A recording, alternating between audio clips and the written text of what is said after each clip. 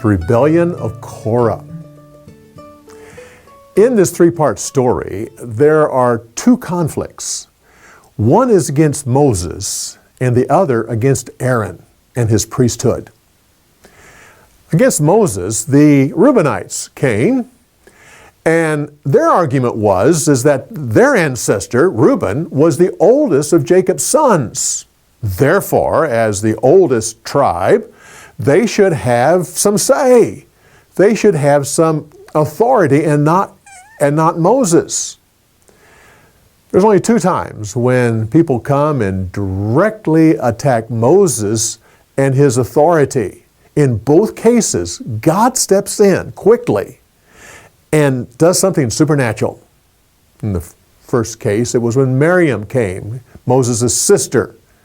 God struck her with leprosy. She had to spend 7 days outside the camp.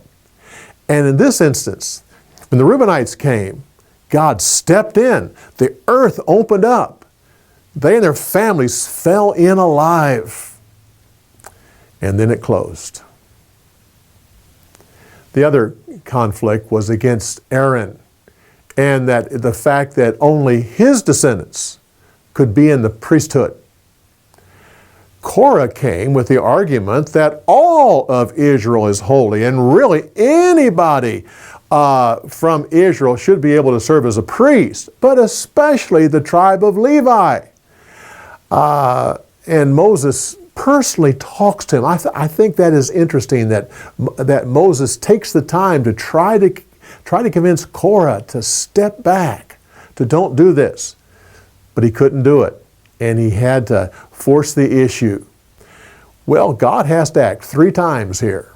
First time, Korah had brought 250 Israelite leaders. God strikes them down with fire. You would think that would probably solve the issue. Oh, no. Next day, the congregation comes back and say, "Why'd you kill those men? They had a good argument here. Why'd you kill them?" God strikes them with a plague. 14,700 people die. I don't know about you, but with me, I think I would get the point here. But no, they come back again. This time, God gives them an object lesson. He says to Moses, "Take Aaron's rod, and then a rod from all of the other tribes of Israel. Put them in the tabernacle." The next day, when they brought it out, Aaron's rod had not only budded, but it had bloomed and brought forth ripe almonds. With that, the people got the point. In fact, it said they were afraid.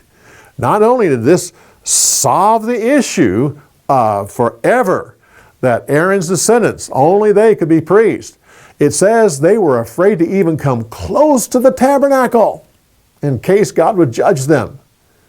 Interesting that object lesson did more than the first 2 times when people died.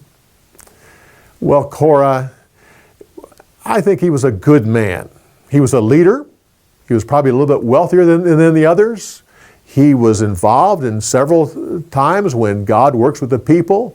Moses spent time to try to convince him to step back. And he had a good family.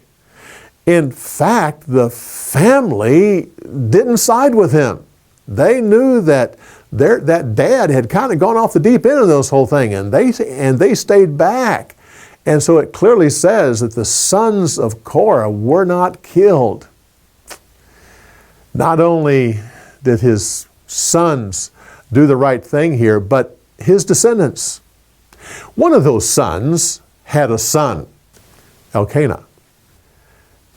Elkanah married a lady by the name of Hannah, and they had a son by the name of Samuel, which means Samuel was a great-grandson of Korah.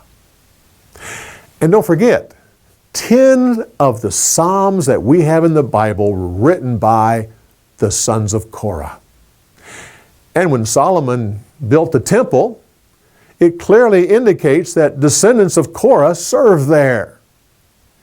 A good man that just didn't do the right thing here. Well, come back when we give you more insights on the story.